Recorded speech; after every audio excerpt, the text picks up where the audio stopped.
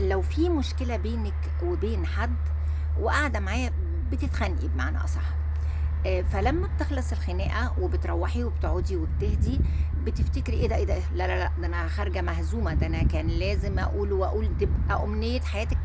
ترجع تاني الخناقة، يالّا نعيد تاني عشان كان في كلام نسيت أقوله، فيالّا نعيد الخناقة تاني، بتبقى ده نِفْسِك تعملي كده.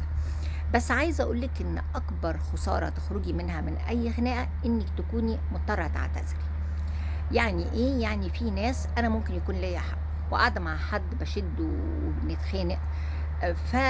علشان بقى أحس إن أنا مش هارجع تاني بعد الخناقة أندم إن أنا ما قُلتش، فأقول كلام يضايق اللي قدّامي جدًا ويوجعه، وأبقى عارفة مثلًا حاجات بتضايقه فأقولها، علشان بقى أبقى أنا يعني جامدة جدًا وخدت حقي،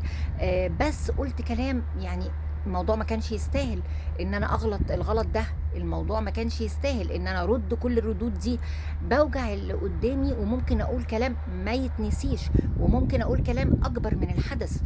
فأضطر إن أنا بعدها لمّا أفكّر لأ أنا غلطت، لأ أنا ما ينفعش، أنا بقى بدل ما أفكّر إن عايزة أعمل إعادة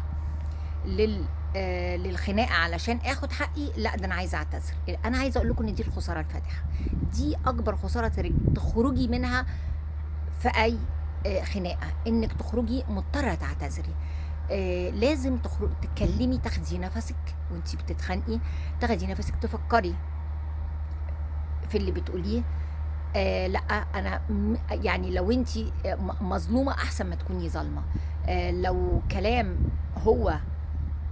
اللي قال كلام أكتر أو اللي قال كلام أسوأ أو هو اللي مضطر يعتذر، أنتِ كده كسبانة. لكن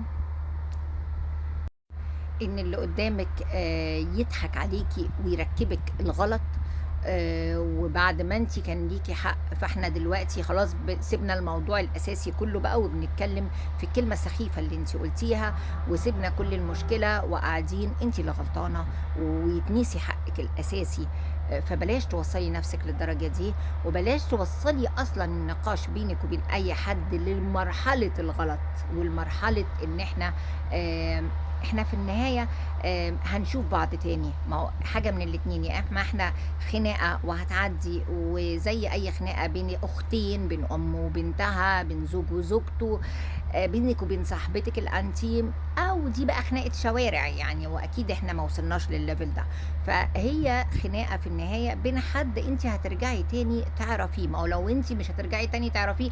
برضه مش مهم خالص إنِّك أنتِ بقى أصلًا تردّي عليه ولا تكلميه، لو حد كده في الشارع، يعني نِفْسي أوي الناس بتوع الشارع دول حد شتم حد بكل الحاجات يسيبه ويمشي، ما هو أنا ما ليش يعني ما يهمنيش عبيط يعني كإنه أي حاجة يعني.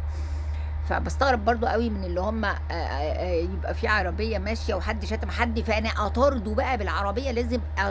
ليه يا بابا خلّيه يشتم، حصل إيه شتمك، ما جراش حاجة، ما هو يعني ما يعرفكش أصلًا. باضحك يعني أصلًا لمّا حد يقعد يشتم حد في العربية، أقول للي معايا في العربية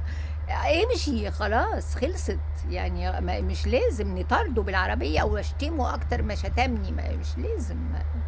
فلازم تكون حريص جدًا، جدًا إن الlevel بتاع خناقك يكون راقي، إن الlevel بتاع كلامك يكون مش غلّاط، ممكن تاخد حقك بذوق، بأدب.